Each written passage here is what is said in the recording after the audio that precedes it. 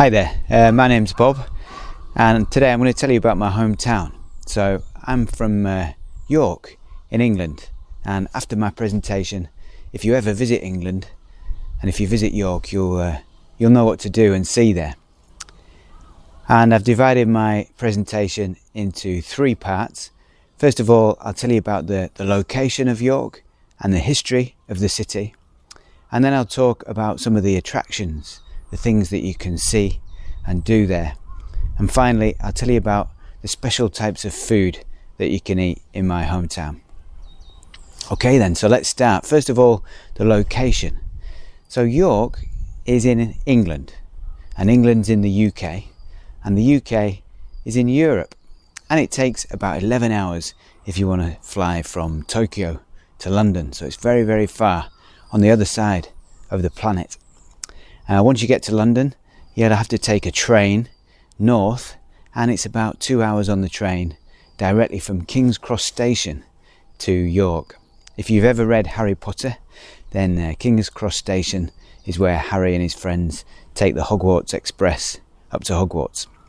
But don't go to Hogwarts, go to York, about 2 hours on the train, and you'll be there. Now, because it's so far north, York is a little cold in winter. They get quite a bit of snow, so the best time to visit really is the summertime. It's an absolutely beautiful city. It's a very popular city for visitors, both visitors from the UK and from all over the world as well. In fact, there's a lot of visitors from Japan every year, and the reason it's popular is largely down to the city's history.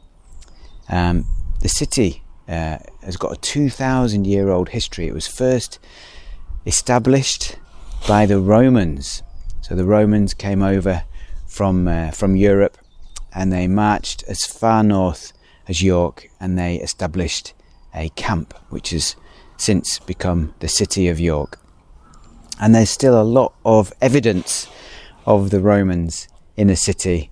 There are some Roman remains, and there are parts of the old walls of the city, the foundations, which were originally laid by the Romans almost 2,000 years ago.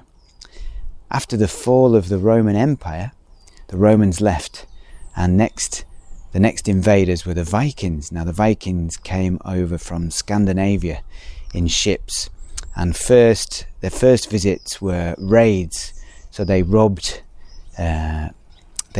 treasure, basically, from the north of England and took it back with them. But later on, they decided that it was such a nice place. Many of the Vikings settled down, and during that time, the name of the city was Jorvik. So the Roman name was Eboracum, and then when the Vikings came, it was Jorvik. And then after the Vikings' time finished, during the Middle Ages, the city became known as York. Now, York is a little bit like Kamakura for Japan. It used to be the capital, and there's many old buildings there that you can see. The most famous of the buildings is York Minster. It's a huge, huge church right in the centre of the city, and it's one of the largest cathedrals in the whole of Europe, and many visitors come every year to see it. One of the most interesting things about York is it's in the Guinness Book of Records for the most haunted city in Europe. So there's more ghosts in the city of York than there are in any other city in the whole of Europe. And probably the reason for that is because the city had a very, very violent history. There were many battles and wars fought there. Many people have died there. For example, I don't know if you have seen the movie Braveheart with Mel Gibson. It's quite an old movie, about 20 years old, but it's the story of the Scottish fighting the English. And William Wallace was the leader of the Scottish army, and they managed to defeat the English in a number of battles, and they got as far south as York, and there was a large battle in the city, but eventually the English won that. So if you go to York, there's a chance to see many old buildings, and you might even see a ghost or two as well. All right, so if you go to York, what can you do there? Well, one of the attractions is that there are walls that go all the way around the city. These walls date back about 800 years, and they were originally built to keep unwanted people out of the city. So it was a complete circle all the way around, and there were just 4 entrances to the city. So if you wanted to go in, you had to go in through one of these entrances. Nowadays, there are more than 4 entrances, lots of roads going in, but most of the walls are still okay. They're intact, they've been looked after. And you can actually walk around the walls all the way around the city. So it's a great way to see the city of York. It takes about 1 hour to walk around. You can also see York Minster, the cathedral that I mentioned earlier.